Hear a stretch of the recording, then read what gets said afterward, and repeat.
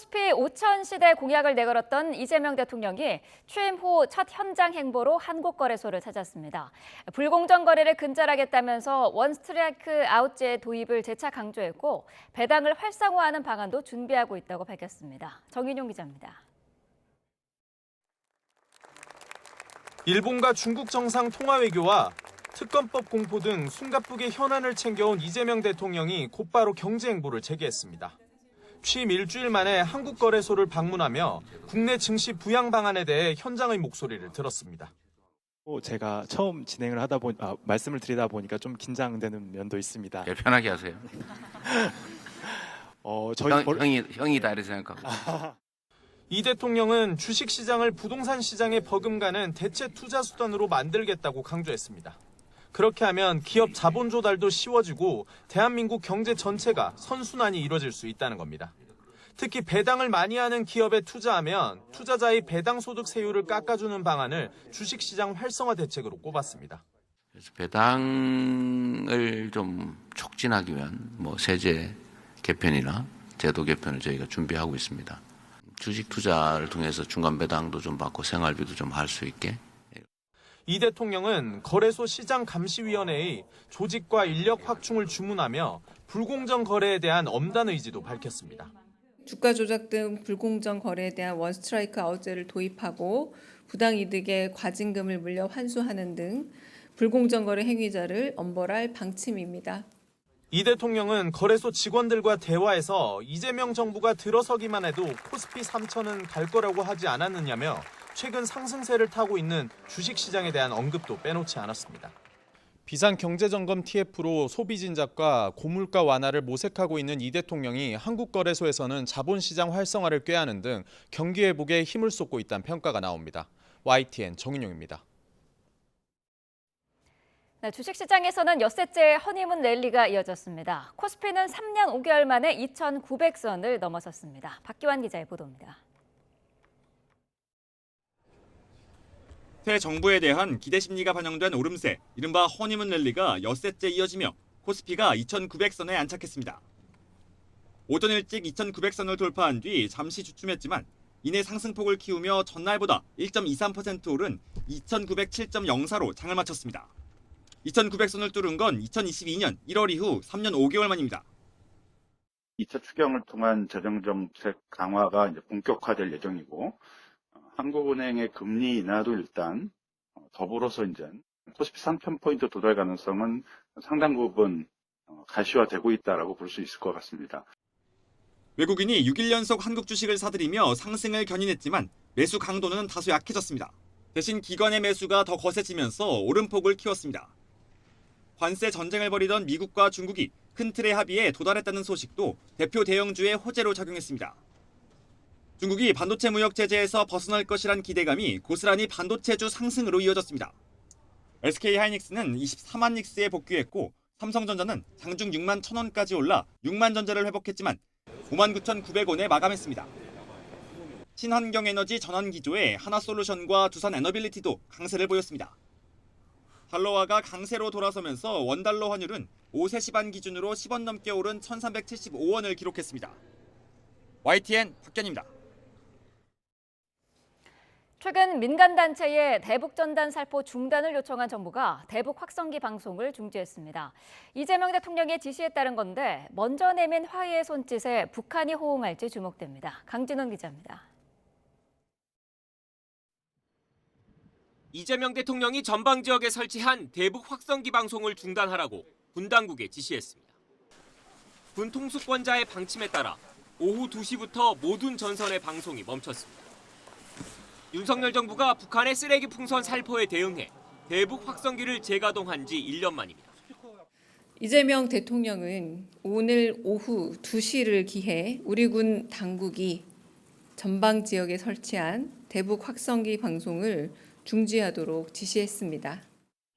대통령실은 이번 조치가 남북 간 신뢰 회복에 나서겠다는 이 대통령의 대선 공약에 따른 거라고 설명했습니다. 실제로 이 대통령은 후보 시절 9.19 남북 군사 합의를 복원하고 대북 전단과 오물풍선, 대북, 대남 방송을 상호 중단토록 하겠다고 약속했습니다. 이산가족 상봉 등 남북 간 인도주의 협력 또한 다시 추진하겠다고 강조했습니다. 남북관계 신뢰 회복과 한반도 평화 정착을 위한 정부의 의지에 따라 이루어진 것으로 정부가 선제적으로 대북 확성기 방송을 중단한 건 북한의 대남 방송 소음에 접경 지역 주민들이 고통받는 현실도 고려한 것으로 보입니다. 이재명 정부의 잇따른 유화 제스처에 북한이 어떤 반응을 내놓을지 앞으로 대북 정책의 성패를 가늠할 첫 시험대가 될 것으로 보입니다. YTN 강준원입니다. 대북 확성기 방송은 그동안 남북관계를 보여주는 상징적인 사례였습니다.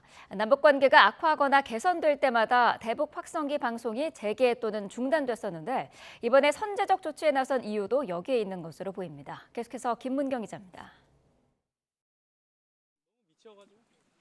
대북 확성기는 지난 2018년 판문점 선언과 9.19 군사합의로 모두 철거됐다가 지난해 6월 6년 만에 재등장했습니다. 북한의 쓰레기 풍선 도발이 잇따르자 확성기 방송을 재개한 겁니다. 앞으로 남북 간 긴장 고조의 책임은 전적으로 북측에 달려 있을 것임을 분명히 합니다. 대북 확성기는 남북 관계와 괴를 같이 해왔습니다. 노무현 정부 때인 2004년 6.4 합의로 중단됐던 방송은 2010년 이명박 정부 당시 북한의 천안함 폭침으로 재개됐습니다. 2015년 북한의 DMZ 지뢰 도발로 남북 간 대치 국면이 격화하고 북한이 확성기를 향해 포사격을 가하며 남북 간 포격전이 일기도 했습니다. 북한군이 두 차례에 걸쳐 MDL 이남 지역으로 화력 도발을 한 징후를 포착하였으며 이에 따라 도발 상응 지역에 155mm 자주포탄 수십여 발을 대응 경고 사격하였습니다. 이후 북한의 핵실험, 남북 정상회담, 쓰레기 풍선 도발 등으로 방송 재개와 중단, 재개를 반복해왔습니다. 대북 확성기엔 북한 체제를 비판하고 대한민국의 발전상과 문화를 알리는 등 북한이 민감한 반응을 보이는 내용이 주로 담겼습니다. 남북 관계가 대결에서 대화로 돌아설 때마다 대북 확성기 방송이 중단돼 왔다는 점에서 이번에도 대화를 모색하기 위한 조치가 우리 쪽에서 먼저 시작됐다는 분석이 나오고 있습니다. YTN 김문경입니다.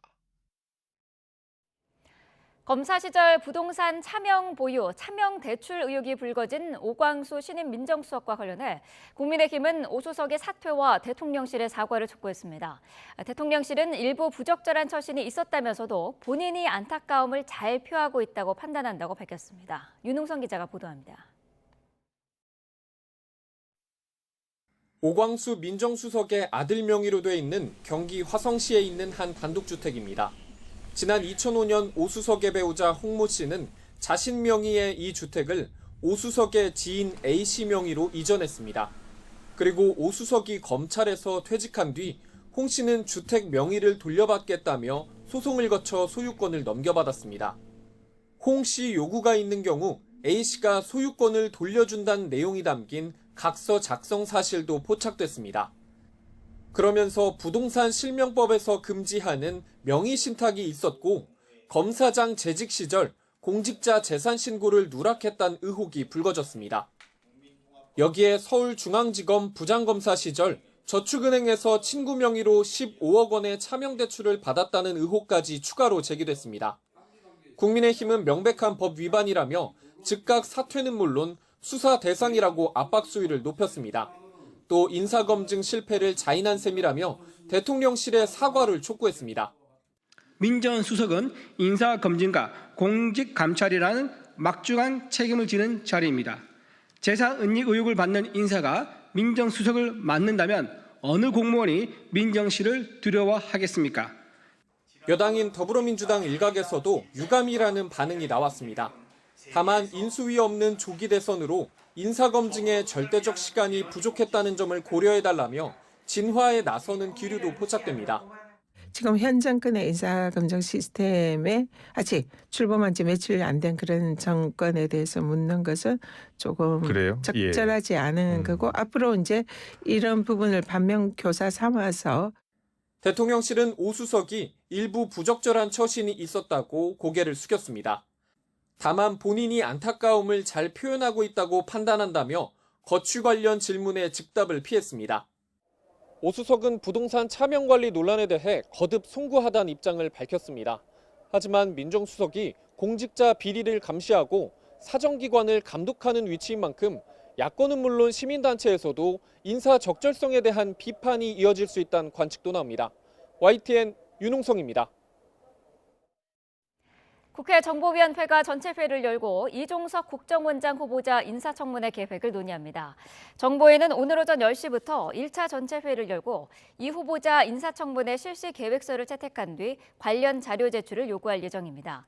지난 10일 이 후보자에 대한 인사청문 요청서가 접수됐는데 국회는 요청서를 접수한 날로부터 15일 이내에 인사청문회를 마치고 20일 이내 심사 절차를 마무리해야 합니다. 더불어민주당이 주도한 3대 특검법이 국무회의를 통과하면서 민주당과 조국혁신당의 특검 후보 추천 작업이 속도를 내고 있습니다. 이르면 다음 주 초 특별검사 임명이 마무리될 가능성이 커 보입니다. 황보혜경 기자입니다. 민주당은 이재명 정부 출범 1호 법안인 내란 김건희 순직해병 특검법 공포는 정의를 바로 세우는 첫걸음이라고 평가했습니다. 윤석열 정부에서 여러 차례 제2요구권이 행사됐던 법안들인 만큼 이제라도 성역 없는 수사가 이루어져야 한다는 겁니다. 내란 세력, 국정농단 세력, 수사외압 세력 모두 법의 심판대에 세워 정의가 살아 숨쉬는 진짜 대한민국을 만들어야 합니다. 우원식 국회의장이 이 대통령에게 특별검사 임명을 요청하면서 대통령은 사흘 안에 특검 후보 추천을 국회에 공식 의뢰해야 합니다. 이후 민주당과 조국혁신당이 각각 한 명씩 후보를 추천하면 대통령은 이 가운데 한 명을 사흘 안에 임명하게 되는데 민주당은 이르면 다음 주 임명이 가능하다고 보고 있습니다. 후보군은 다 이제 어느 정도 정리가 돼 있는데 이제 신속하게 한다고 하면 다음 주 초에 특검이 이제 임명이 될 가능성이 큽니다.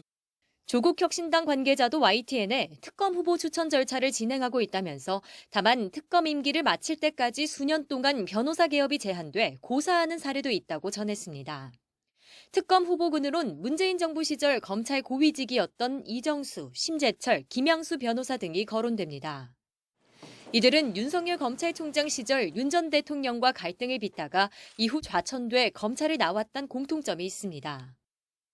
민주당은 내란 심판이 국민이 내린 명령이라며 신속한 특검 수사를 연일 강조하고 있습니다. 야당이 역대 최대 특검팀이 가동되는 건 정치 보복이자 혈세 낭비라고 주장하고 있지만 특검 출발의 시계는 점점 가까워지고 있습니다. YTN 황보혜경입니다. 이재명 정부 출범 후 첫 여당 원내대표 자리를 놓고 김병기, 서영교 의원이 치열한 당심 경쟁을 벌이고 있습니다. 내일 원내 사령탑이 선출되는데 이번 선거에 처음으로 권리당원 투표 20% 규칙이 도입되면서 판세 예측이 쉽지 않아 보입니다. 박희재 기자입니다. 3선 김병기, 4선 서영교 의원이 이재명 정부 출범 이후 첫 여당 원내 사령탑에 도전장을 냈습니다. 두 후보는 최우선 목표로 내란 종식을 꼽으며 당심 잡기에 주력하고 있습니다. 또 이재명 정부의 성공을 위해 최선을 다하겠다며 대통령실과의 원활한 소통도 강조하고 있습니다. 국가정보원 출신인 김병기 의원은 민생 회복과 국민 통합의 전제 조건이 내란 종식이라며 내란 사태 해결은 자신이 가장 잘하는 업무라는 점을 내세우고 있습니다. 일당들에 대한 어둠을 거둬내는 일에는 일체의 타협 없이 마지막 조각 한 조각까지 찾아내서 그들을 처리하겠습니다. 또 이재명 정부의 성공을 위한 교두보 구축과 정치 복원을 목표로 야당과의 소통에도 힘을 쏟겠다는 의지를 밝혔습니다. 정치 복원, 사회 통합 등 야권과 소통을 해야 되는 일에는 적극적이고 합리적으로 대화를 통해서 결과를 도출하겠습니다. 서영교 의원은 다양한 인력을 내세우며 준비된 일꾼 이미지를 부각하고 있습니다. 이어 내란 종식의 선봉장이자 경제를 살릴 가장 적임자라는 점을 강조하며 민심을 정확히 전해 이재명 정부를 뒷받침하겠다는 포부도 밝혔습니다.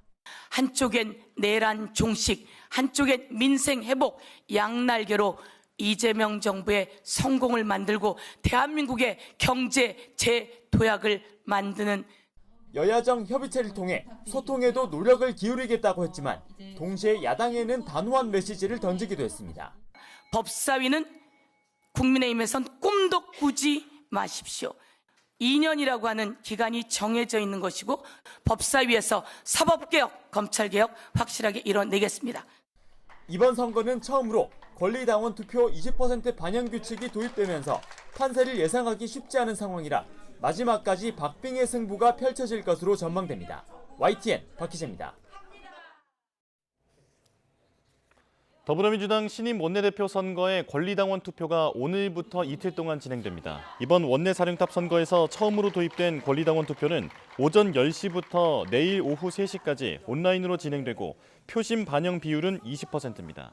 박찬대 원내대표는 최종 당선자가 결정되는 내일 임기를 마치는 가운데 오늘 오전 고별 기자간담회에서 그동안의 소회를 밝힐 예정입니다.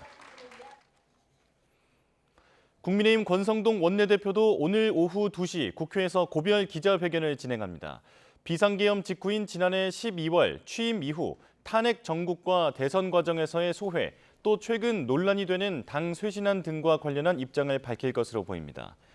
권 원내대표가 대선 패배 책임을 지고 지난 5일 자진 사퇴 의사를 표명한 가운데 국민의힘은 오는 14일 후보 등록을 거쳐 16일 새 원내대표를 선출합니다. 김용태 비상대책위원장의 거취와 당 혁신안 등을 논의할 예정이던 국민의힘 의원총회가 전격 취소됐습니다. 원내 지도부는 자신들의 임기가 이번 주 종료되고 조율이 더 필요하다는 점을 이유로 내세웠는데 김 위원장은 사전 협의가 없었다며 유감을 나타냈습니다. 김철희 기자가 보도합니다. 탄핵 반대 당론 무효화 등 김용태 비대위원장이 제안한 쇄신책 추가 논의가 예정됐던 국민의힘 의원총회. 시작 40여 분을 앞두고 급작스럽게 취소 결정이 내려졌습니다. 결론 없는 거듭된 의총이 자칫 분열로 보일 수 있고 조율도 더 필요한 만큼 차기 지도부로 공을 넘겨야 한다고 이유를 설명했습니다. 신임 지도부가 이 부분을 가지고 계속 논의를 해야 되기 때문에 그래서 신임 지도부가 이러한 논의를 이어가는 것이 적절하다고 판단했습니다. 이재명 대통령 재판 연기 관련 정부 여당을 향한 메시지가 분산될 수 있다는 우려도 제기했습니다. 앞서 80명 넘는 의원들은 이 대통령 선거법 파기환송심을 사실상 무기한 연기한 서울고등법원 앞에 모여 공판 재개를 요구했습니다. 대선 패배 이후 장외 여론전에 나선 건 이번이 처음입니다. 사법청이 지켜내자! 지켜내자! 지켜내자! 지켜내자! 앞서 의원들에게 탄핵 반대 당론 무효화에 동참해달란 메시지를 발송했던 김 위원장. 전격 의총 취소 결정에 반발했습니다. 협의 없이 문자로 취소 사실을 통보받았다며 개혁안 논의를 막는 당 상황이 안타깝다고 쉽게 물러설 뜻이 없음을 분명히 했습니다. 다양한 의견들이 있는데 그 의견들을 좁힐 수 있는 논의의 장이 필요하지 않나 생각이 들고요. 쇄신책 중 하나로 제시했던 대선 후보 교체 시도 당무감사도 본격화하는 모양새입니다. 당시 비대위원이었던 김 위원장 본인을 포함한 비대위 관계자들을 차례로 불러 진상을 들여다보겠다는 계획인데 앞서 다수 의원은 당무감사까진 적절치 않다는 의견을 냈습니다. 이번 당무감사 착수를 두고 김 위원장이 쓸 수 있는 카드를 총동원해 개혁안 관철 압박에 나섰다는 해석이 나옵니다. 다만 이달 말 임기 종료를 앞둔 상황에서 의원들의 폭넓은 지지 없이는 과제 완수가 쉽지 않을 거란 의견이 만만치 않아 갈등이 쉽사리 진화되긴 어려울 거란 관측이 나옵니다. YTN 김철입니다. 윤석열 전 대통령이 오늘 경찰의 2차 소환 요구에도 응하지 않기로 했습니다.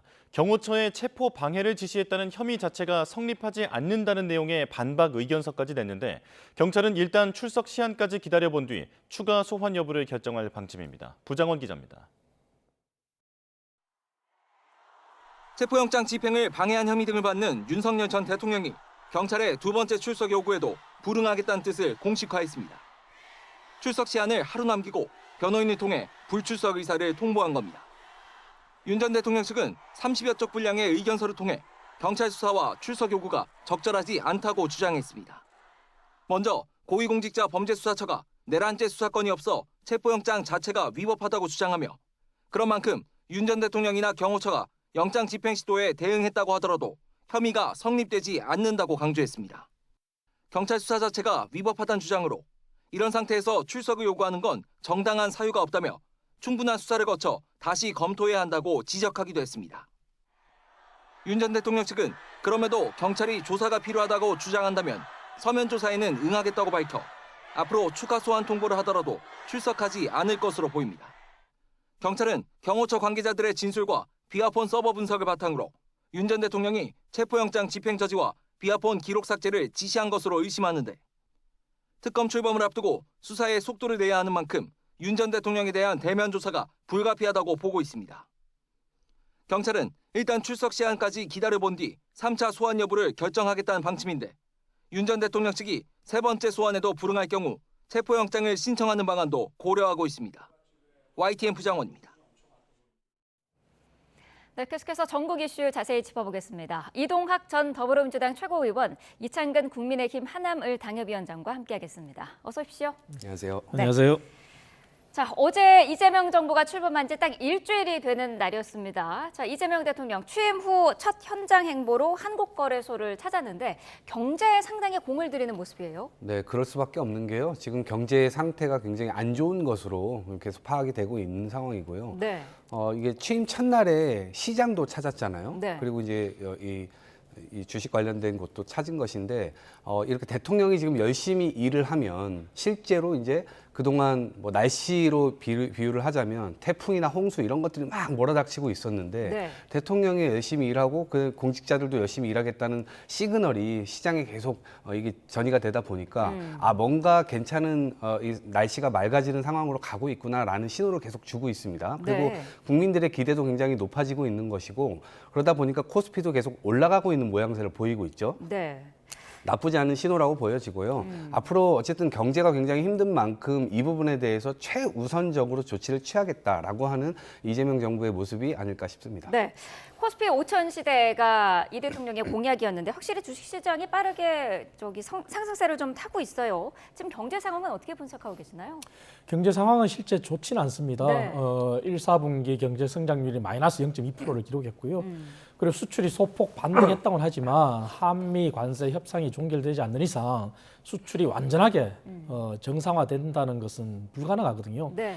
그렇기 때문에 이재명 대통령이 경제에 가장 우선 공을 들이고 경제 관련 인사도 제일 먼저 발표하고 네. 비상경제 대책위원회를 출범한 것도 잘한 일은 맞습니다. 하지만 주식시장 같은 경우는 사실은 기업 실적이 뒷받침돼야 됩니다. 네. 그 기업 실적이 뒷받침된다는 것은 결국은 정부의 예측 가능한 그러한 정책에 따라서 기업들이 활동할 수 있는 공간을 열어주는 것이거든요. 네. 지난 대선 기간 중에 세계적인 투자회사인 짐 로저스 회장의 지지선은 해프닝 됐었지 않습니까? 네. 이러한 부분에 기댈 게 아니라 그리고 지금 현재의 주식시장이 반짝 오르는 것에 자화자찬할 게 아니라 이재명 대통령이 취임 당시에 얘기했던 것처럼 기업의 창업과 자유롭고 창의적인 활동을 보장하겠다 했지 않습니까? 네. 그렇다면 기업이 실적을 낼 수 있도록 그러한 정책을 펴는 것만이 주식시장이 정말 제대로 반응하고 2,800이 아니라 3,000을 넘어서 5,000까지는 모르겠지만 지속적으로 상승할 수 있는 그러한 틀을 마련한 길일 것입니다. 그래서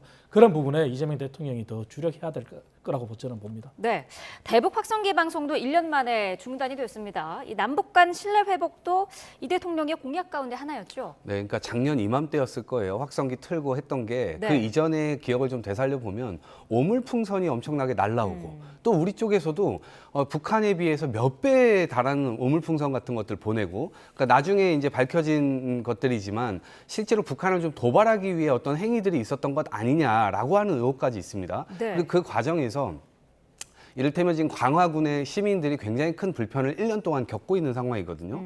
밤마다 무슨 귀신 울음소리, 유리 긁는 소리 이런 거에 고통을 계속해서 호소하고 있는 상태이고 그러니까 아무리 돈이 많이 드는 이 평화라 할지라도 그러니까 전쟁보다는 훨씬 낫다라고 네. 얘기하는 기본 기조를 국민들께 이재명 대통령께서 설명하고 있는 것이고 이 부분에 대한 선제 조치로 일단은 확성기 방송을 우리 먼저 이제 중단을 하는 거죠. 그리고 이것은 취임 때 이야기했던 대로 북한과의 대화 채널을 복원하고 싶다 이렇게 얘기를 했고요. 네. 그리고 이것은 추후에 미국과 북한의 어떤 대화 채널에도 일정 부분 또 영향력도 행사할 수 있는 것 아닌가라는 생각이 있습니다. 네. 그렇기 때문에 우리 국민들의 어떤 불편함을 해소하고 한반도가 어떤 위기 국면으로 계속 가는 것이 아니라 평화를 좀 만들기 위한 어떤 조치이지 않을까 싶습니다. 네, 일단 우리 쪽에서 먼저 북한에 유화 제스처를 보낸 건데 이번 이 조치에 북한이 어떤 반응을 내놓을지가 앞으로 이 대북 정책의 성패라든지 이런 거를 가늠할 수 있는 그 출발선이 될 것이다 이런 평가가 나오고 있더라고요. 하지만 북한의 반응이 아직까지 나오지 않았다는 것은 네. 북한은 이것을 또 본인들의 정권 유지와 그리고 본인들의 실리를 챙기기 위한 그런 전략으로 활용할 가능성이 큽니다. 하지만 역대 정부들을 바라봤을 때 민주당이 집권했건 국민의힘이 집권했건 대북 관련한 원칙이 있습니다. 그것은 강력한 대북 억지력 속에 그리고 대화 타협이 있어야 되거든요. 네. 억지력이 유지되지 않은 채 대화 타협을 할 경우에 얼마나 큰 피해가 있었던지 우리가 알지 않습니까? 그리고 북한과의 관계는 우리 단독으로 할 수 없고 국제관계 속에서 이루어져야 됩니다. 하지만 이재명 대통령이 대선 공약이라고 해서 대북 확성기를 중단했다는 것은 사실 대화 타협의 제스처를 보냈다고 해석할 수도 있지만 네. 대북 관계에서 가장 큰 원칙인 상호주의를 무시한 거거든요. 그래서 상호주의 원칙 그리고 국민적 합의라는 게 밑바탕이 돼야 됩니다. 어찌됐든 이재명 대통령이 대북 확성기 중단을 했지만 만약에 북한의 반응이 현찮다 그러면은 계속 지속적으로 우리만 구애를 한다고 해서 되는 게 아니거든요. 그래서 상호주의, 국민적 합의, 이 원칙 그리고 국제적인 관계 속에서 북한 문제를 해결한다는 그리고 강력한 억지력 이것은 불가능한 대북 관계에서 가장 기본적으로 가져가야 될 상수란 걸 명심하고 네. 이재명 대통령이나 민주당이 앞으로 임해야 될 겁니다. 네.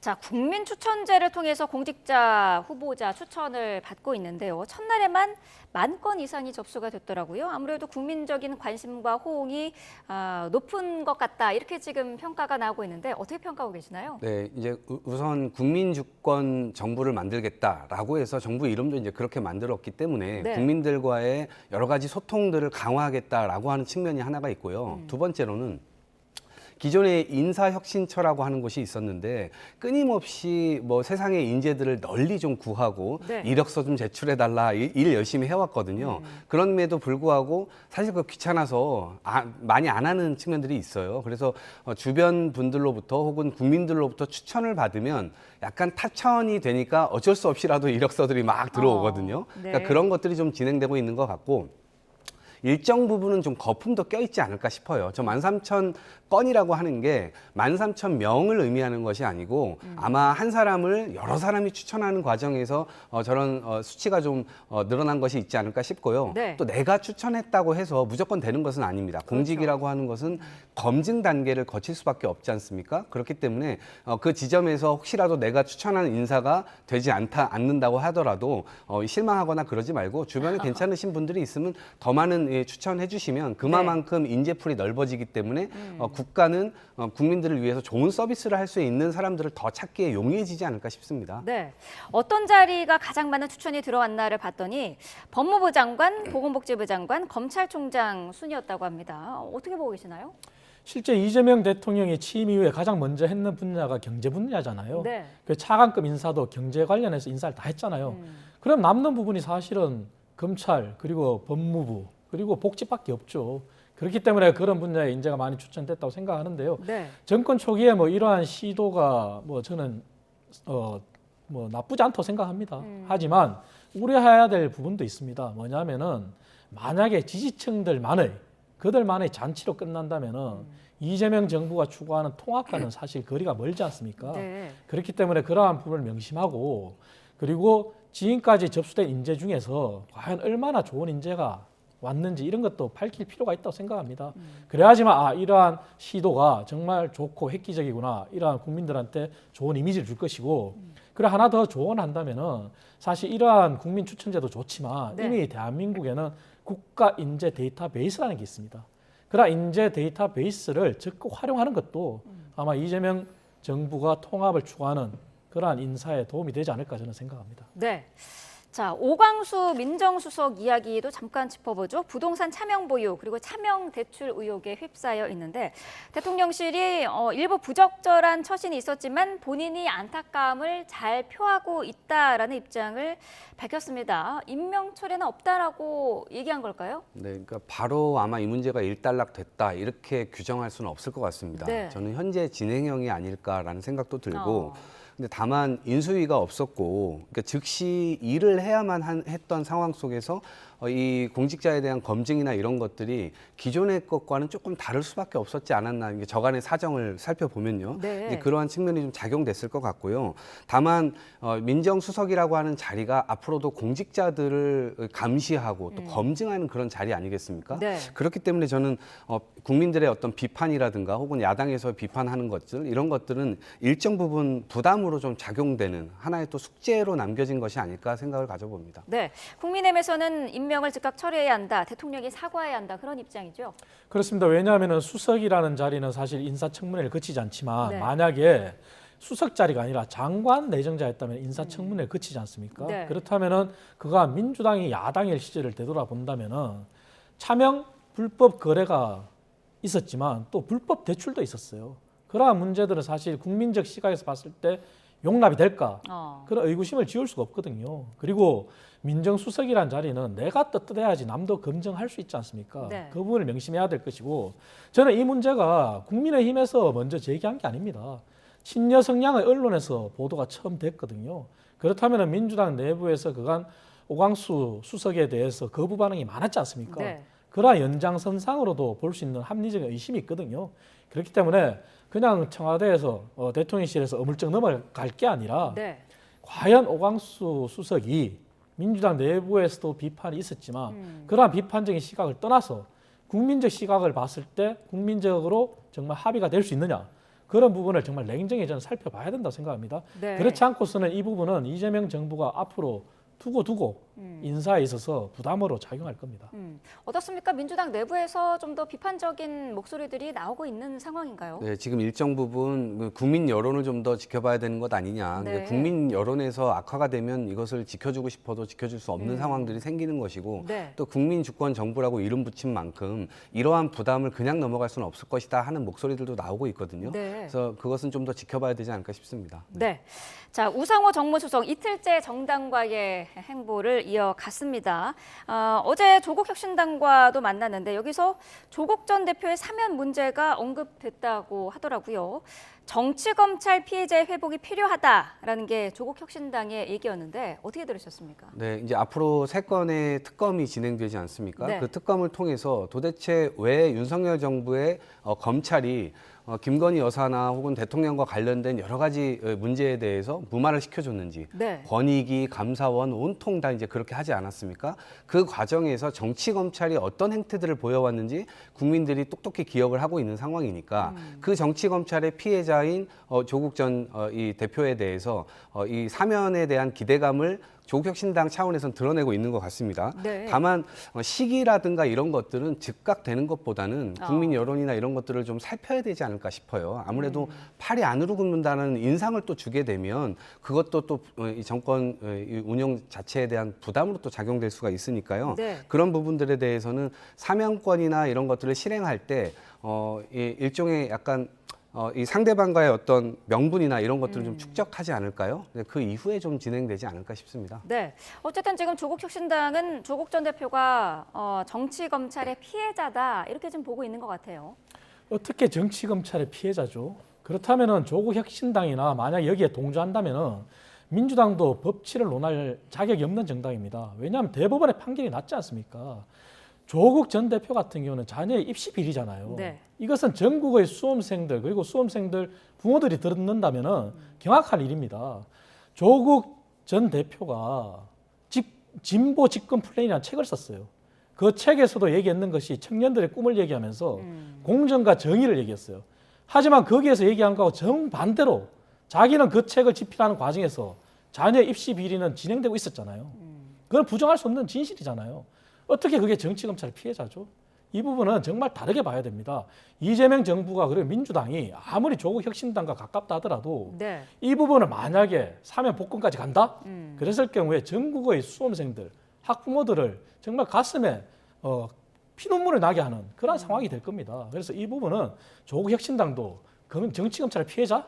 정말 생각을 되돌아보고 진보 집권 플랜이라는 책을 한번 보십시오.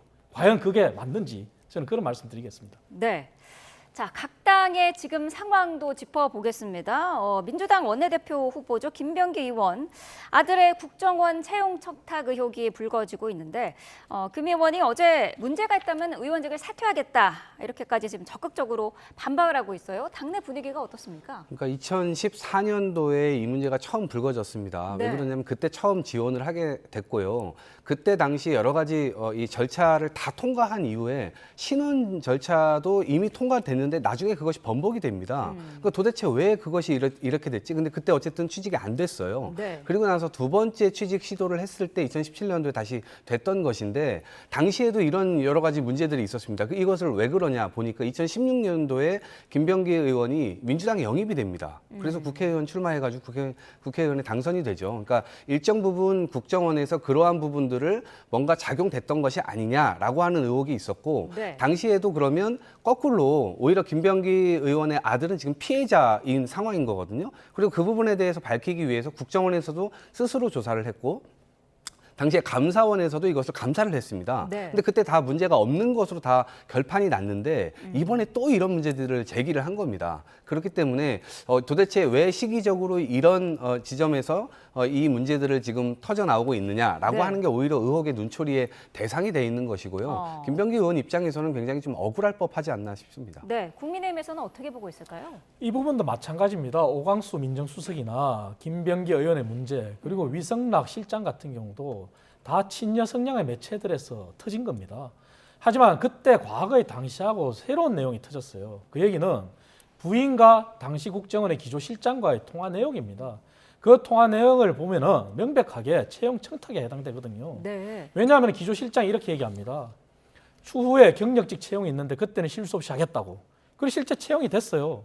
그렇다면 이 부분은 수사에 의해서 밝혀져야 될 부분이 맞습니다. 그렇기 때문에 이 부분도 마치 야당을 탓할 수 있는데 분명히 말씀드리지만 오광수 수석, 위성락 실장, 김병기 의원 모두가 다 친여 성향의 매체에서 보도가 된 거예요. 그렇다면 민주당 내부의 벌써 권력 이전 투구가 시작된 거 아닌가 이런 생각도 할 수 있거든요. 이런 부분들은 명백하게 민주당이 과거 국민의힘을 보고 비난했는 것처럼 채용 청탁에 해당된다면은 네. 당당히 수사를 받고 그 수사 결과에서 아무 혐의가 없다. 그럼 그렇게 정리하면 되는 거거든요. 그냥 내가 사실이 아니다 이렇게 주장해서 우겨서 될 일은 아니라고 봅니다. 네. 국민의힘은 어제 오전에는 법원 앞에서 이재명 대통령 재판 연기를 규탄하는 집회를 열었고요. 오후에 추가 의총이 진행이 될 예정이었는데 시작 40분 전에 갑자기 취소가 됐더라고요. 특히 이게 권성동 원내대표가 문자로 취소 통보를 했고 비대위원장도 이 부분을 이전까지 몰랐다라는 지금 입장이거든요. 어떤 상황이었나요? 그렇습니다. 일방적으로 의원총회를 취소했다는 것은 네. 상임 고문들도 김용태 비대위원장의 임기를 연장해서 전당대회를 개최해야 된다 이렇게 힘을 실어주고 있는 상황이에요. 네. 그 얘기는 김용태 비대위원장이 얘기한 당의 반성, 변화를 위한 개혁안이 필요하다는 얘기거든요. 하지만 의원총회에서 그것을 다뤄야 되는데 그 부분을 개최하지 않았다는 것은 정말 오해를 받기에 딱 좋습니다. 뭐냐면은 16일 날 원내대표를 선출하지 않습니까? 그리고 새로운 원내대표가 누가 될지 모르겠지만 만약에 김용태 비대위원장 임기가 30일 날 끝나는데 그때까지 아무런 조치를 하지 않는다면은 김용태 비대위원장은 끝이 나요. 그럼 원내대표가 당대표 권한 대행이 됩니다. 네. 그 새로운 원내대표가 당대표 권한 대행으로서 당헌 당규에 의해서 지난 윤석열 정부의 이준석 전 대표를 쫓아내기 위해서 만든 당헌의 제96조 그 보칙에 의해서 새로운 비대위를 꾸릴 수가 있거든요. 그러면 친윤들이, 윤핵관들이 자신들의 입맛에 맞는 비대위를 또 꾸리겠다. 그런 오해를 받기에 딱 좋거든요. 네. 그렇기 때문에 굉장히 부적절했다. 그리고 지금 당이 하루라도 급합니다. 민주당을 비판하고 우리가 이렇게 비난할 수 있으려면 우리가 똑바로 써야 되지 않습니까? 하지만 우리 자신이 똑바로 서지 못한 상황에서 어떻게 남을 비판하고 비난하겠습니까? 네. 당내 개혁이 우선이다 하는 점을 모든 구성원들이 건전한 세력들은 공감하고 있습니다. 그렇기 때문에 상임 고문들도 거기에 손을 들어주신 거거든요. 네. 그렇기 때문에 새로운 원내대표는 하루속히 의총을 재개하고 네. 그리고 의원들이 모두가 다 주인이 아닙니다. 그럼 김용태 비대위원장이 얘기한 것처럼 당 개혁안을 전당원 투표에도 맡길 필요가 있습니다. 네. 그래서 하루속히 당이 반성과 변화를 통해서 개혁을 해서 빨리 새로운 모습으로 일신해야 된다. 그렇게 봐야 됩니다. 네, 의총을 계속 진행할 경우에 당내 갈등과 분열의 모습으로 비칠 수 있다라는 점도 우려했다고 하는데 이런 모습이 사실 이 분열과 갈등의 모습 아니겠습니까? 네, 근데 사실 국민의힘의 이러한 모습은 어제 오늘의 문제가 아니죠. 그동안 뭐 당원들과 국민들이 모여가지고 함께 선출한 당대표들도 여러 번 쫓아낸 바가 있었고요. 또 비상 이 대책위원회로만 온 게 한 12번 정도 될 겁니다. 그렇기 때문에 이것은 이상한 일이 아닌데, 근데 친윤 주류 세력이 적절하게 사실은 뭐 인정해가면서 해야 되는데 아예 일절 이런 부분들을 인정을 하지 않고요. 네. 이 당대표급의 어떤 비상대책위원장을 허수아비 취급하는 건 당으로서는 대단히 잘못하고 있는 겁니다. 권위를 완전히 훼손하는 것이고 국민들께서 지켜보고 있는 가운데서도 그렇게 한다라고 하는 것은 본인 정당으로서의 어떤 의미 이런 것들을 제대로 인식을 하고 있는가 여기에 대한 의문을 줄 수밖에 없고요. 그다음에 지금 개혁안 같은 것들을 많이 이제 조치를 지금 취하려고 하는데 네. 그런 부분들이 사실은 진행돼도 실제로 개혁된다는 인상을 주지 못할 가능성이 있습니다만 그럼에도 불구하고 본인들이 초선 비대위원장을 세워놨다면 이것에 대한 인정이 좀 필요한 것인데 그런 것들 안 하죠. 그리고 지난 강서보궐선거, 총선, 대선까지 심판을 받았는데 이 심판에 대한 의미나 이런 것들을 제대로 깨닫고 있지 않은 모습을 계속 보여주고 있기 때문에 네. 저는 추락하고 있는 뭐 이 새에는 날개가 없다 이런 말씀 좀 드리고 싶고 브레이크 엑셀 지금 다 고장난 상태 아닌가 생각이 듭니다. 네, 권순동 원내대표가 오늘 퇴임 기자회견을 갔는데 어떤 내용들을 좀 언급을 할까요? 뭐 본인의 소회를 발표하겠죠. 하지만 저는 그것보다는 반성이 먼저 필요합니다.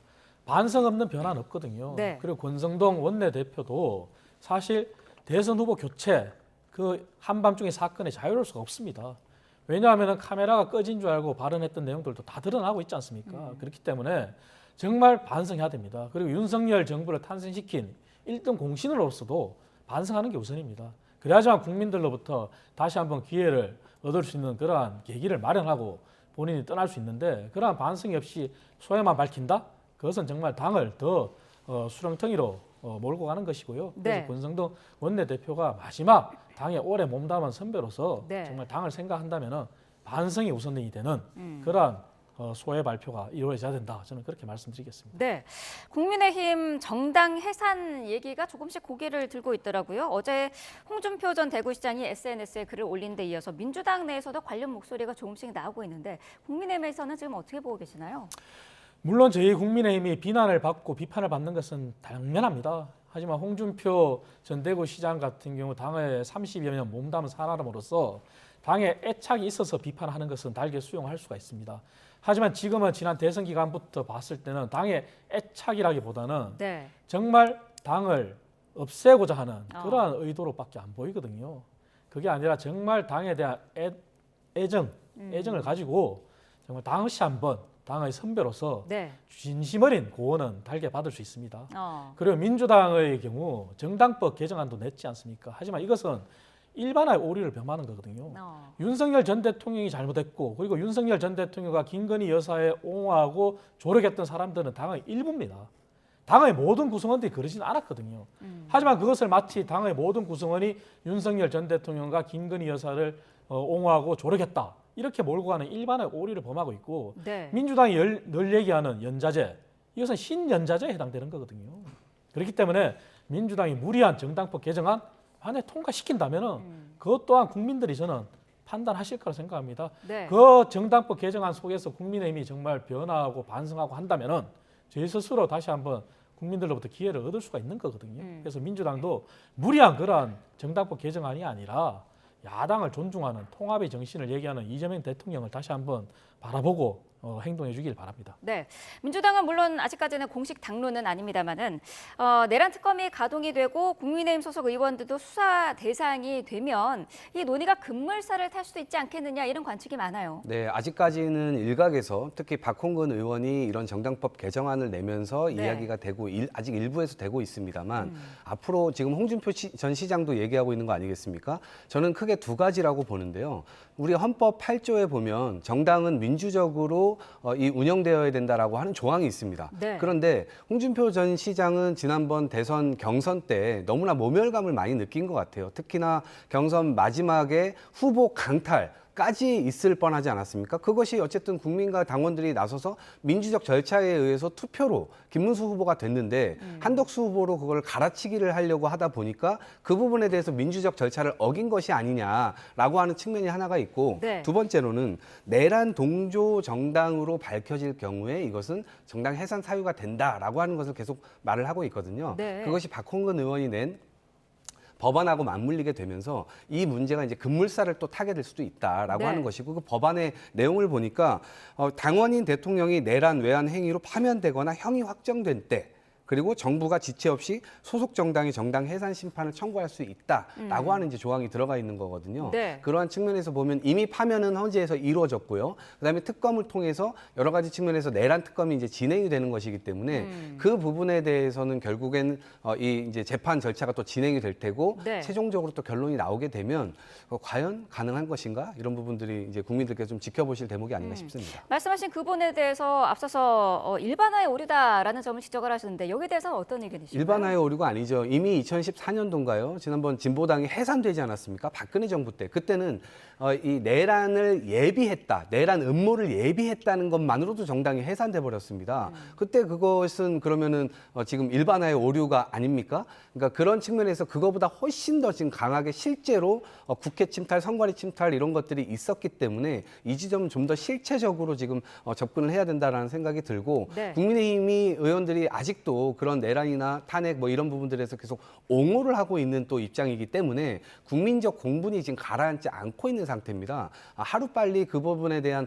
자세를 좀 낮추는 것이 필요한데 그런 것들은 온전하게 하질 않고 계속해서 이렇게 여당만 또 비판하거나 그런 방식으로 하는 것은 적절한 대처 방식은 아니다라는 생각이 듭니다. 네. 호분과 관련해서 말씀을 좀 드려야 되는데요. 네. 2014년도 통진당하고 비교를 할 수는 없습니다. 왜냐하면 당시에는 이석기 전 의원 행동 지침이 다 하달됐지 않습니까? 그리고 국가의 주요 기관망 시설을 전복하는 그러한 지침 내부 강령이 마련됐는 거고 그 얘기는 정당 전체가 한 몸으로 움직인 겁니다. 하지만 이번에 말씀하신 국회 침탈, 선관위 침탈 윤석열 전 대통령이 한 것이죠. 그리고 민주당이 지적하는 국민의힘 의원들이 계엄을 해제하는 데 표결을 동참하지 않았다?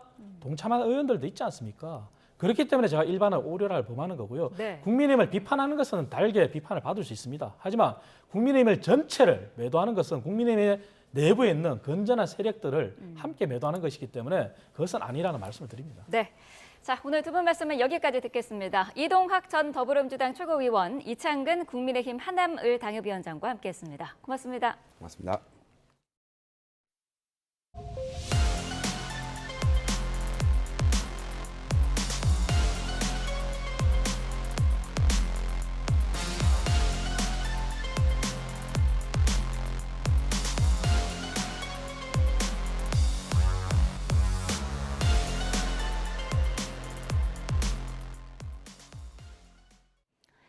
네, 오늘 서울의 낮 기온이 올해 들어 가장 높은 31도까지 오르면서 푹푹 찌는 더위가 이어지겠습니다. 기상청은 오늘 강한 햇볕에 덥고 습한 열대 수증기가 더해져 서울 등 내륙 지방 기온이 크게 오르겠다고 밝혔습니다. 서울은 31도로 올해 들어 가장 높은 기온을 보이겠고 대전 31도, 전주, 대구 30도로 덥겠습니다. 올여름 첫 태풍 우딥이 발생하는 가운데 우리나라도 오늘 제주도에 이른 장마가 시작됩니다. 태풍은 직접 영향을 미치진 않지만 많은 수증기가 유입되면서 주말에 강한 호우를 쏟아낼 것으로 우려됩니다. 박소정 기자입니다. 베트남 다낭 동쪽 바다에 형성된 태풍 우딥의 모습입니다. 올여름 처음 생겨난 태풍입니다. 늦깎이 1호 태풍으로 6월에 생긴 건 9년 만이자 역대 5번째로 늦은 기록입니다. 우딥은 앞으로 베트남 동쪽을 지나 중국 남부에 상륙해 해안을 따라 이동할 것으로 예상됩니다. 강도는 중단계까지 강해졌다가 점차 약해질 전망입니다. 우리나라에 직접 영향을 미치지는 않겠습니다. 다만 태풍의 수증기가 한반도 먼 남쪽 바다에 머물고 있는 정체전선을 더욱 강하게 만들 것으로 보입니다. 여기에 북태평양 고기압까지 강화하며 정체전선을 제주도 부근까지 밀어올리겠습니다. 북태평양 고기압이 밀어올린 정체전선의 영향으로 12일 목요일부터 제주도에 비가 내리겠습니다. 이에 따라 제주도에는 오늘부터 올여름 장마가 시작합니다. 예년보다 일주일가량 앞당겨진 건데 제주 지역 장마로는 2020년과 2021년에 이어 역대 3번째로 빠릅니다. 기상청은 장마가 시작하는 제주도에 내일까지 최고 80mm의 비가 내리겠다고 밝혔습니다. 남해안에도 10에서 40mm, 충청과 남부지방에도 5에서 20mm의 비가 예상되는데 남해안과 내륙의 장마 시작은 아직 유동적입니다. 서울을 포함한 내륙에서는 더운 열기와 수증기로 기온이 크게 오를 가능성이 큽니다. 기상청은 주말과 다음 주 초반까지 열대 수증기와 정체 전선, 태풍이 남긴 비구름의 영향으로 국지적 호우가 내릴 수 있다며 철저한 대비를 당부했습니다. YTN 박소정입니다. 경기도 의정부시 일대를 돌며 일부러 차량 사고를 내고 보험금 수천만 원을 뜯어낸 혐의를 받는 일당이 붙잡혔습니다. 친구와 직장 동료는 물론 헤어진 연인까지 가담해 조직적으로 범행을 저질렀는데 수상하게 여긴 보험사의 신고로 덜미가 잡혔습니다. 오승훈 기자입니다. 비좁은 골목길 양쪽에 차들이 엉켜 있습니다. 은색 승용차가 멈추자 맞은편 차량이 차츰 움직이는데 아슬아슬 옆을 지나가는가 싶더니 갑자기 속도를 내 들이받습니다. 보험 사기범 일당이 고의로 사고를 내는 모습이 담긴 블랙박스 영상입니다. 보험 사기 일당은 이곳 일방통행 도로에서 승용차가 역주행하는 모습을 보고 고의로 사고를 내 보험금을 받아 챙겼습니다. 이들은 지난 2020년 말부터 올해 4월까지 경기도 의정부시 일대를 돌며 고의로 사고를 내거나 일어나지 않은 사고를 허위로 신고해 보험금 2,900만 원을 챙긴 혐의를 받고 있습니다. 이런 수법으로 18차례에 걸쳐 보험금을 타냈다가 이를 수상하게 여긴 보험사의 신고로 덜미가 잡혔습니다. 이번 보험 사기 사건은 수차례의 고의 사고를 의심한 보험사의 신고로 수사가 착수가 됐고 일당 17명을 검찰에 송치했습니다. 범행을 주도한 건 22살 A씨로 인터넷 도박을 하다 재산을 탕진하자 조직적으로 범행을 벌인 것으로 조사됐습니다. 친구와 직장 동료는 물론 심지어 헤어진 연인까지 꼬드겼는데 일부 공범에게는 보험 사기가 발각돼 돈을 물어줘야 한다며 600만 원가량을 가로채기도 했습니다. 경찰은 A씨에게 상습 사기 혐의를 추가 적용해 구속 송치하고 나머지 16명은 불구속 상태로 검찰에 넘겼습니다. YTN 오승훈입니다. 수백억 원대 부당대출 의혹을 받는 IBK 기업은행 전현직 직원들이 영장 재청구 끝에 구속됐습니다. 서울중앙지방법원은 오늘 특정경제범죄 가중처벌법상 배임과 사기 혐의로 각각 구속영장이 재청구된 기업은행 직원 조모 씨와 전 직원 김모 씨에 대해 구속영장을 발부했습니다. 금융감독원과 검찰은 기업은행 전현직 임직원인 조 씨와 김 씨, 그리고 여러 거래처 등이 연계해 882억 원 상당의 부당대출이 이뤄진 것으로 보고 있습니다. 인터넷 서점 예스24의 접속 장애가 계속되면서 소비자들의 불편이 커지고 있습니다. 개인정보 유출은 없다고 하지만 도서 주문은 물론 주문 상품의 배달과 이북 이용 등이 제한받고 있습니다. 박순표 기자입니다. 대형 인터넷 서점인 예스24입니다. 접속과 동시에 홈페이지 화면 대신 사과문이 올라와 있습니다. 지난 9일 새벽 4시부터 장애가 발생해 서비스 이용이 어렵다는 내용입니다. 다만 개인정보 유출 등은 없다고 밝혔습니다. 예스24의 서비스 이용 중단은 랜섬웨어 공격에 따른 것입니다. 랜섬웨어는 악성 프로그램을 심어 컴퓨터 시스템에 장애를 일으킨 뒤 금전적 대가 등을 요구하는 불법 행위를 말합니다. 최근 전 세계적으로 기업은 물론 정부기관에 이르기까지 공격 대상을 가리지 않고 있습니다. 지난 2020년에는 우리나라에서도 백화점과 대형 할인점이 랜섬웨어 공격을 받아 영업이 중단되기도 했습니다.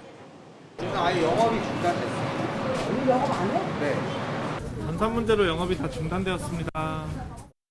예스24의 랜섬웨어 공격을 한 세력이 구체적으로 금전을 요구하고 있는지는 확인되지 않고 있습니다. 일단 개인정보와 도서 주문 정보 유출 등 추가 피해를 차단하기 위한 긴급 조치는 이루어진 상태입니다. 하지만 접속 장애가 길어지고 있다는 점에서 랜섬웨어 공격을 멈출 방법을 찾기까지는 상당한 시간이 걸릴 수도 있습니다. 사태의 장기화에 따라 피해 기업과 개인에 대한 보상 문제 등이 생길 수 있는 대목입니다. 동시에 랜섬웨어 공격으로 인한 접속장애 사실을 뒤늦게 알린 예스24에 대한 비난 여론도 시간이 갈수록 커질 것으로 보입니다. YTN 박순표입니다.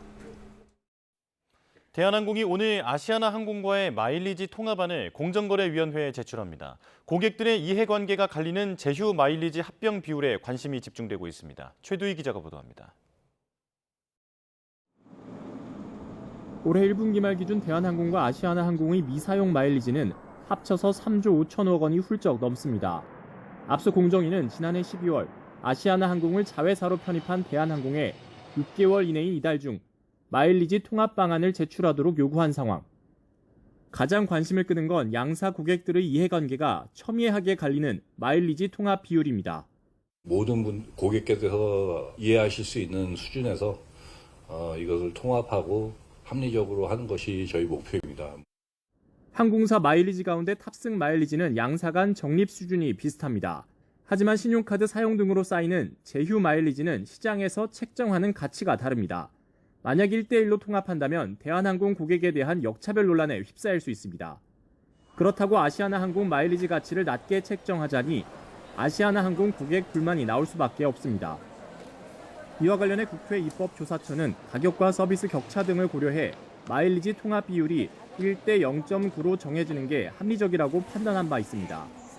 탑승 마일리지는 1대1, 제휴 마일리지는 차등 비율로 통합할 가능성이 크다는 관측이 나오는 가운데 대한항공 측은 구체적 내용과 일정은 확인해 줄 수 없다며 말을 아끼고 있습니다. 공정위는 대한항공이 제출할 마일리지 통합안의 승인 여부를 내년 말 통합항공사 출범 전까지 결정할 것으로 관측됩니다. YTN 최두입니다. 지난달 취업자가 13개월 만에 가장 큰 폭으로 증가했습니다. 하지만 건설업과 제조업 일자리 부진은 계속됐습니다. 고령 인구가 증가하는 가운데 60세 이상 취업자는 처음으로 700만 명을 넘었습니다. 오인석 기자입니다. 지난달 취업자는 2,916만 명으로 1년 전보다 24만 5천 명 증가했습니다. 13개월 만에 최대폭 증가입니다. 보건복지 서비스업이 23만 3천 명, 전문과학기술 서비스업 취업자가 11만 7천 명 늘며 증가세를 이끌었습니다. 반면 건설업과 제조업 취업자 부진은 계속됐습니다. 건설업은 10만 6천 명, 제조업은 6만 7천 명 감소했는데 건설업은 13개월 연속, 제조업은 11개월째 취업자가 줄었습니다. 숙박음식업은 주점과 음식점업 취업자가 줄며 6만 7천 명 감소해 3년 6개월 만에 최대 감소폭을 기록했습니다. 연령대별로는 60세 이상 취업자가 지난달 37만 명 늘었습니다. 이에 따라 60세 이상 취업자는 704만 9천 명으로 처음으로 700만 명을 넘었습니다. 고령인구 증가로 최근 3년간 60세 이상 취업자는 100만 명 넘게 늘었습니다. 인구가 고령화됨에 따라서 60세 이상 인구가 증가하고 있는 가운데 60세 이상 인구의 고용률도 상승을 하면서 60세 이상의 취업자도 꾸준히 늘어나고 있는 것으로 보입니다. 반면 지난달 20대 취업자는 12만 4천 명, 40대는 3만 9천 명 줄었습니다. 정부는 내수 부문과 청년층 고용 어려움이 지속되고 있다고 진단했습니다. 이에 따라 경기 회복과 소비 진작을 위한 2차 추경 예산안을 신속히 마련하고 AI 등 차세대 첨단 산업을 집중 육성해 중장기적으로 양질의 민간 일자리를 창출해 나가겠다고 밝혔습니다. YTN 오인석입니다. 민주노총과 한국노총은 어제 서울 세종문화회관 앞에서 기자회견을 열고 실질임금 인상을 위해 내년 최저임금은 11,500원이 돼야 한다고 촉구했습니다. 양대 노총은 지난해 생계비는 7.5% 올랐지만 최저임금은 2.5% 오르는 것에 그쳤다며 최저임금이 현실을 반영하지 못한다면 사회가 불안정해질 수밖에 없다고 지적했습니다. 그러면서 UN 사회권위원회는 생계를 이어갈 수 있는 만큼의 금액을 보장하도록 규정하고 있다며 최저임금 인상은 사회적 책임 이행이라고 주장했습니다. 미국과 중국이 영국 런던에서 가진 이틀간의 무역 협상에 대해 트럼프 대통령도 훌륭한 합의라는 평가를 내놨습니다. 미국 정부는 성실히 협상하면 상호 관세 시행을 한 번 더 늦출 수 있다면서 당사국들의 적극적인 협상을 유도했습니다. 뉴욕에서 이승윤 특파원입니다. 중국과의 무역 협상 결과를 보고받은 트럼프 대통령은 SNS에 미중 무역 합의가 완성됐다며 훌륭하다고 평가했습니다. 특히 중국의 미국에 대한 희토류와 연구자석 우선적 공급, 미국 내 중국인 유학생 허용과 관련한 합의안이 마련됐다고 밝혔습니다. 또 55%의 관세를 중국에 적용하고 중국은 미국에 10%의 관세를 적용한다며 이번 협상의 핵심 내용을 소개했습니다. 미중 무역 합의를 이끈 스콧 베센트 미 재무장관은 성실하게 협상하는 국가에는 상호관세 유예를 7월 9일 이후로 연장해 줄 수 있다고 밝혔습니다.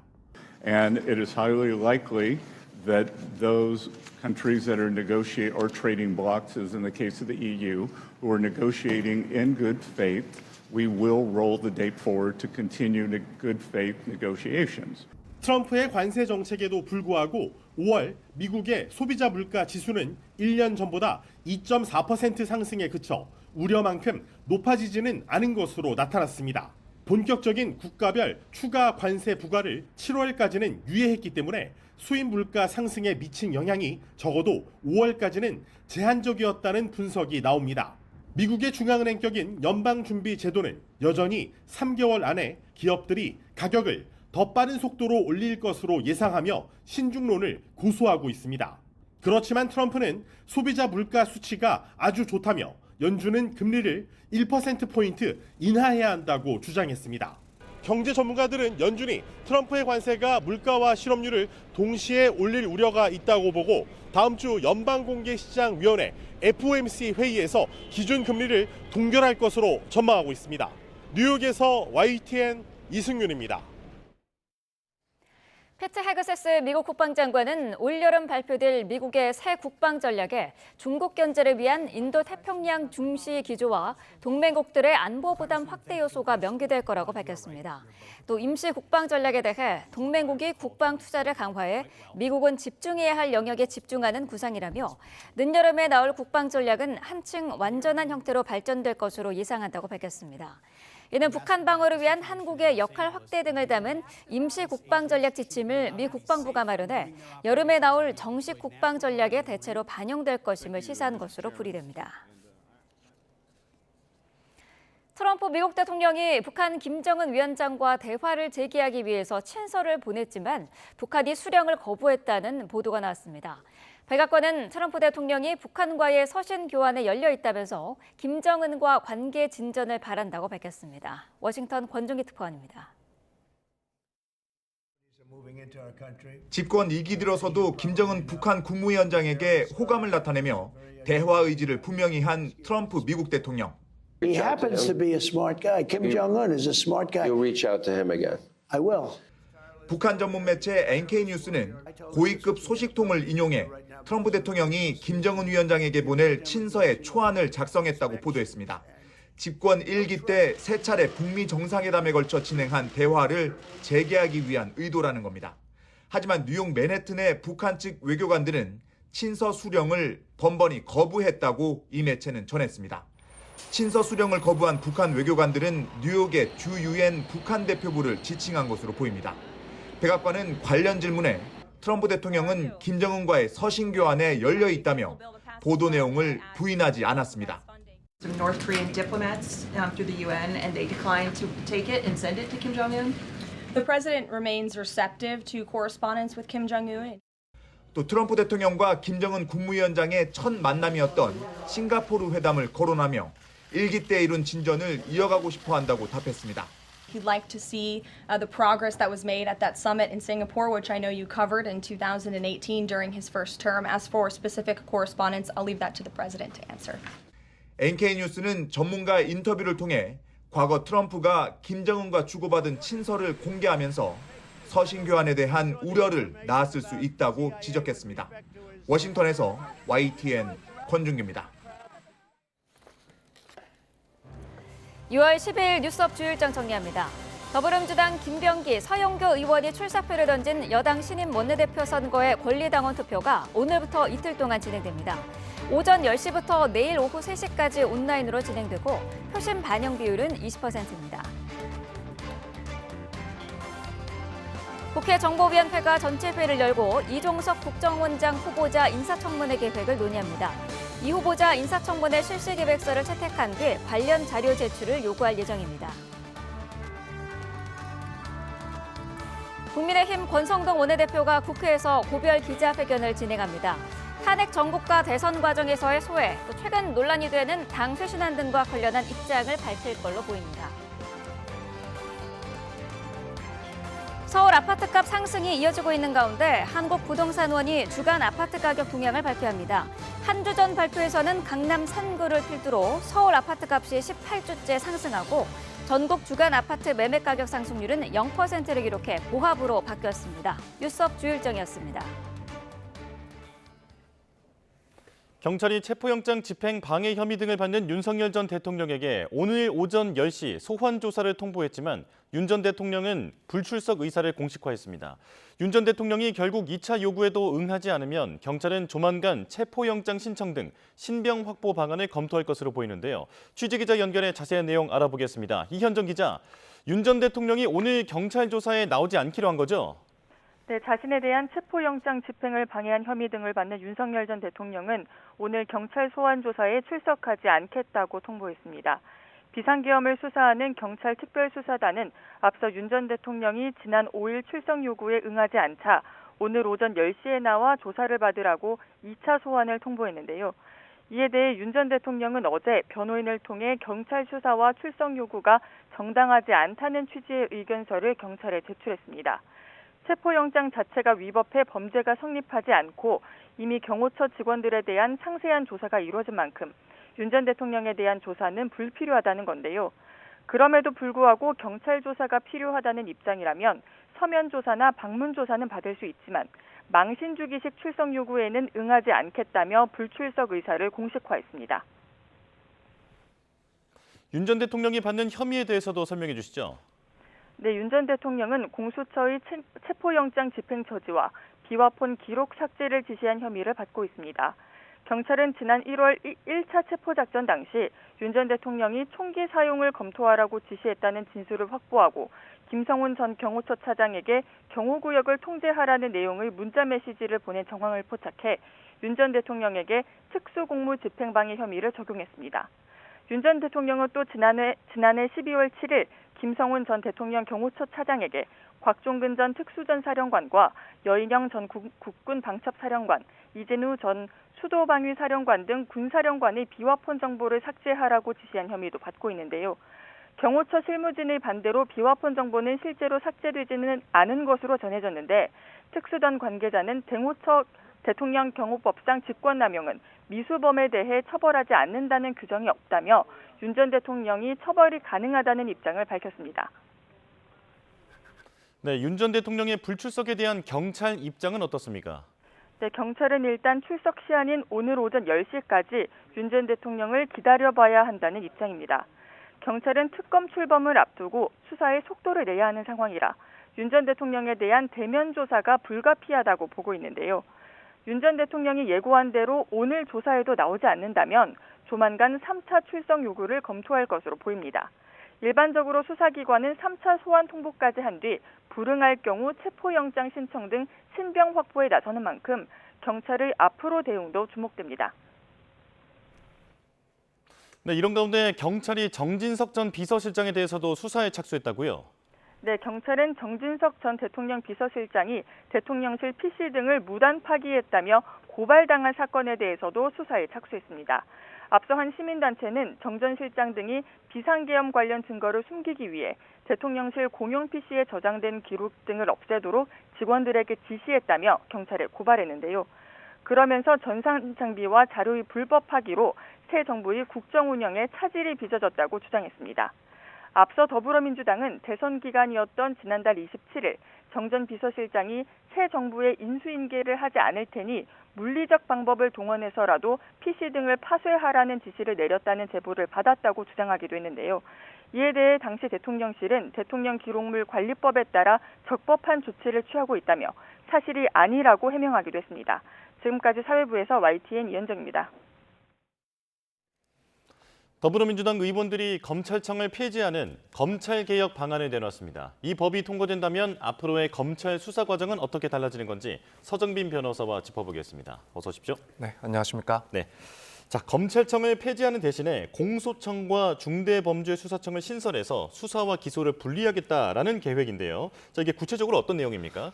네, 일단 기존의 검찰 조직을 해체를 하고 이제 검찰이 가지고 있던 그 수사권은 행안부 산하에 이렇게 신설이 되는 중수청으로 넘기겠다는 겁니다. 예. 그리고 기소권 같은 경우에는 법무부 산하의 공소청으로 이관을 하겠다라는 내용이 주요한 내용들입니다. 이제 중대범죄수사청 같은 경우에는 기존에 검찰이 가지고 있었던 7대 중대범죄에 대한 수사권뿐만 아니라 이제 내란 그리고 외환 혐의에 대해서도 수사를 할 수 있도록 법을 마련하겠다라는 거고 기소 기능만 이제 공소청이 전담을 해서 진행을 하도록 하겠다라는 내용입니다. 또 한편으로는 이제 국가수사위원회를 국무총리 직속기구로 설치를 해서 이 수사 기관들 간의 그런 업무를 조정하거나 관리 감독을 수행하도록 한다라는 내용들이 포함되어 있습니다. 네. 자, 지금 들어온 속보부터 전해드리겠습니다. 오늘 북한의 대남 소음 방송이 청취된 지역이 없다라고 합동참모본부가 알려왔습니다. 자, 어제 우리 측이 대북 확성기 방송을 중단한 이후에 북한의 반응이 나온 건데요. 자, 군은 북한의 관련 동향을 예의주시하고 있다라고 밝혔습니다.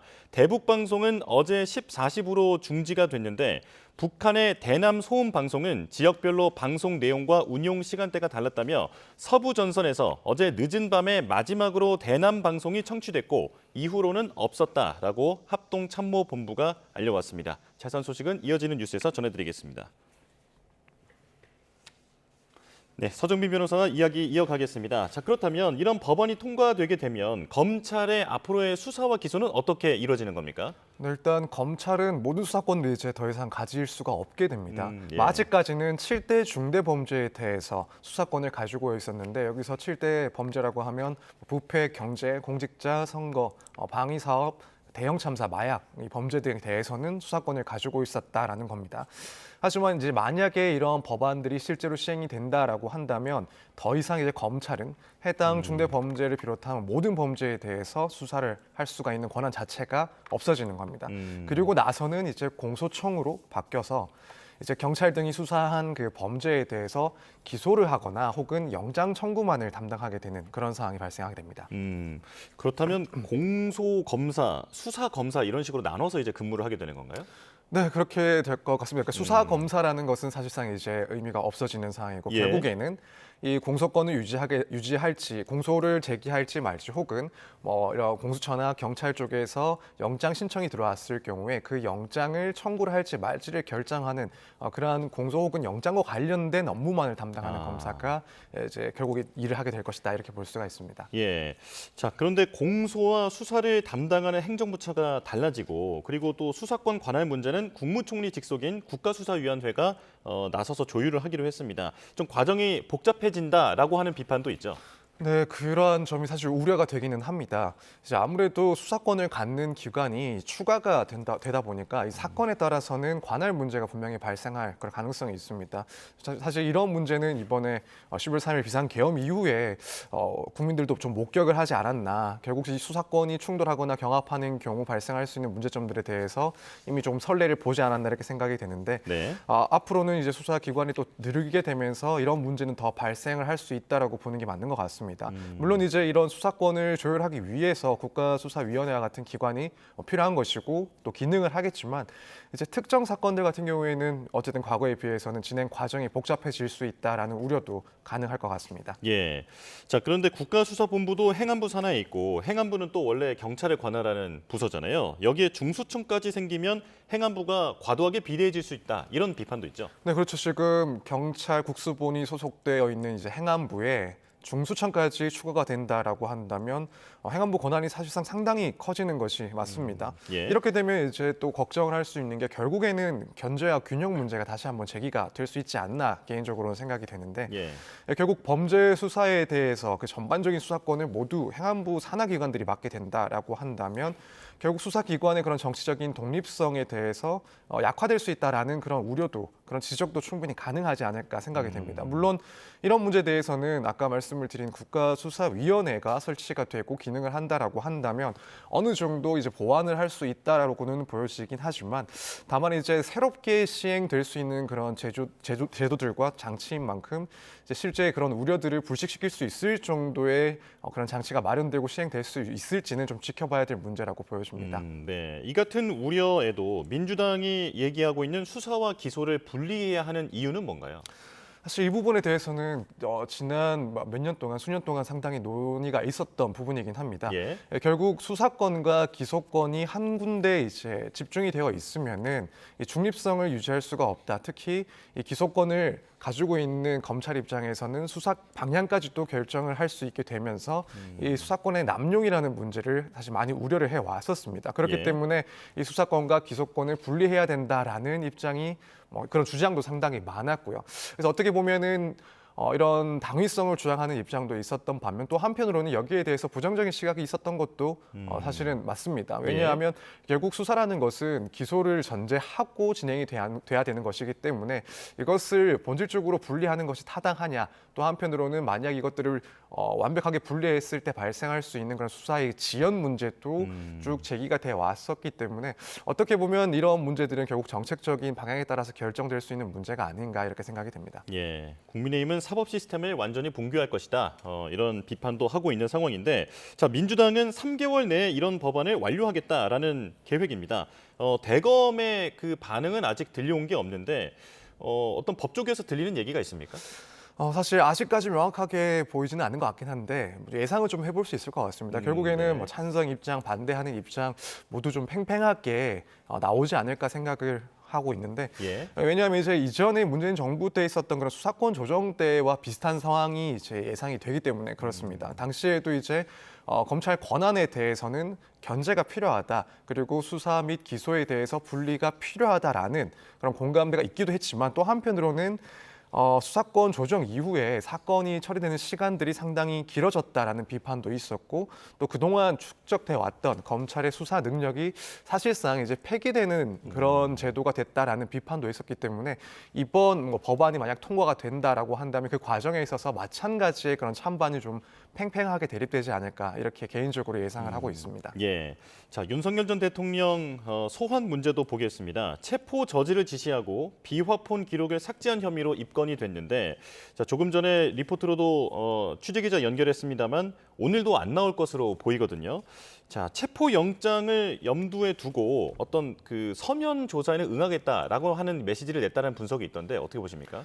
네, 그런 분석도 가능하지 않을까 생각이 됩니다. 우선 지금 윤석열 전 대통령 측에서 출석에 불응한 이유를 봤을 때 일단 그런 경찰의 출석 요구가 정당하지 않다라는 겁니다. 그래서 공수처나 혹은 경찰의 그런 체포 영장 집행과 관련해서 이 부분들은 위법하고 무효인 공무집행이었기 때문에 혐의가 되고 있는 그런 특수공무집행 방해 등이 성립하지 않는다. 오히려 당시에 이제 영장을 집행했던 관계자들에 대해서 수사가 먼저 진행돼야 된다라는 주장을 했습니다. 또 한편으로는 말씀하신 것처럼 출석은 어렵지만은 서면 조사 등은 가능하다. 예. 혹은 방문 조사에는 응할 수 있다라는 입장인데, 일단 이렇게 조사 방식과 관련해서 다른 방식의 조사는 가능하다라는 것은 이제 추후에 혹시라도 이제 경찰이 수사 불응을 이유로 했을 때, 수사 불응을 이유로 체포 영장을 청구했을 때 이제 방어 논리를 미리 수립해 놓은 것이다라고 볼 수 있을 것 같습니다. 예. 이런 점들을 미리 언급을 해놓고 만약에라도 이제 체포 영장 혹은 구속 영장이 청구가 됐을 때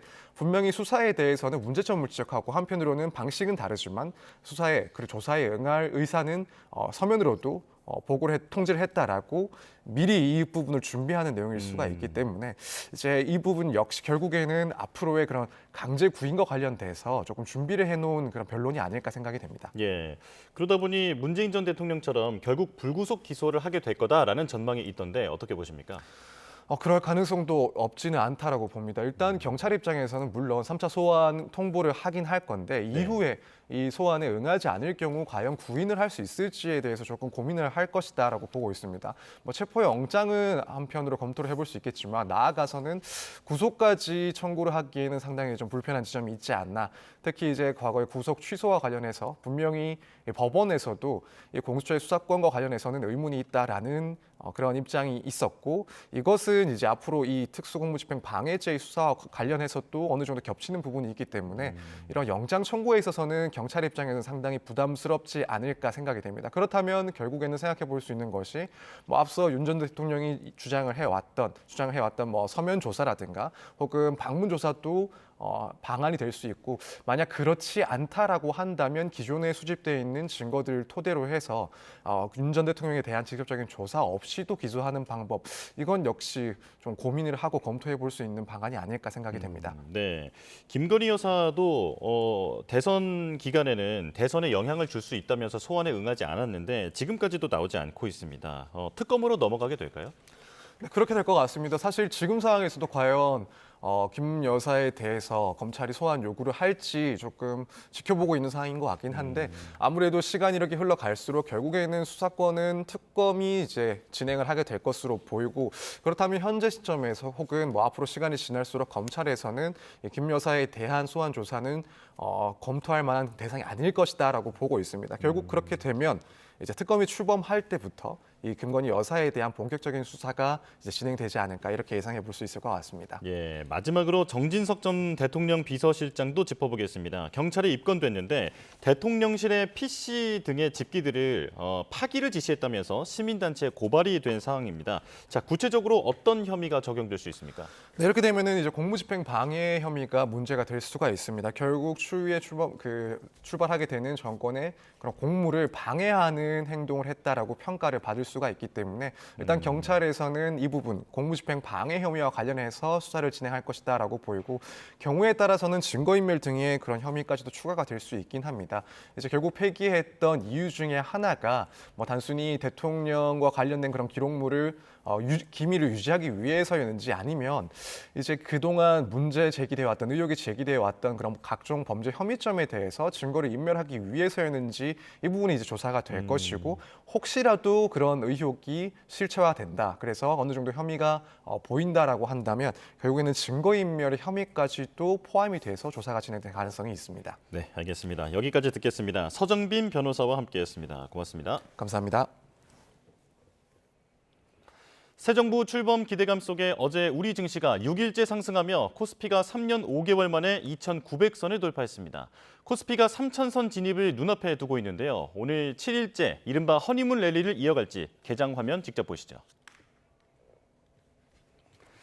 자, 어제 코스피가 3년 5개월 만에 2,900선을 돌파한 상황. 새 정부 출범 뒤에 하루도 쉬지 않고 계속해서 오르고 있는 상황입니다.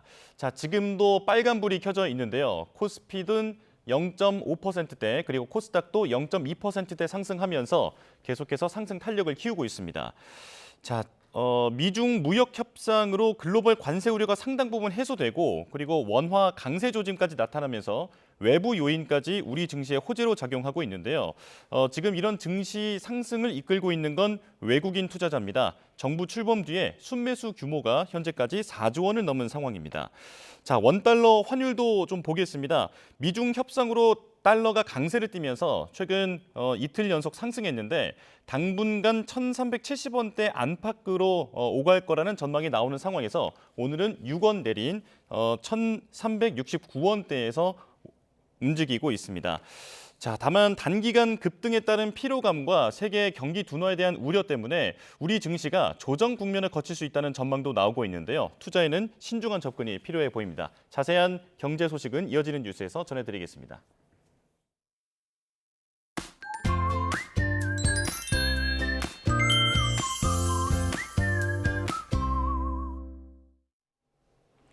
오늘 내륙은 맑은 가운데 더위가 절정에 달하겠습니다. 선선했던 아침을 뒤로하고 기온이 빠르게 오르고 있는데요. 오늘 서울 낮 기온 32도, 파주 31도로 올해 최고 기온을 경신하겠고요. 경북, 경주는 30도가 예상됩니다. 볕이 강해서 낮 동안 자외선과 오존을 주의하셔야겠습니다. 반면 제주도는 정체 전선의 영향으로 올여름 첫 장마가 시작됐는데요. 내일은 충청 이남으로 주말에는 전국으로 비가 확대되겠습니다. 제1호 태풍 우딥은 중국으로 향하면서 우리나라에 직접적인 영향을 주진 않겠습니다. 다만 태풍의 수증기가 정체 전선을 강화하겠고요. 따라서 모레까지 남해안과 제주도에 최고 100에서 200mm 이상의 폭우가 쏟아지겠습니다. 특히 내일 밤부터는 벼락과 돌풍을 동반한 강한 비가 예상돼 대비가 필요하겠습니다. 자세한 오늘 낮 기온은 대전 31도, 전주 30도, 대구 30도까지 크게 오르겠습니다. 날씨였습니다. 뉴스원 목요일 순서 마칩니다. 내일 다시 뵙겠습니다. 고맙습니다.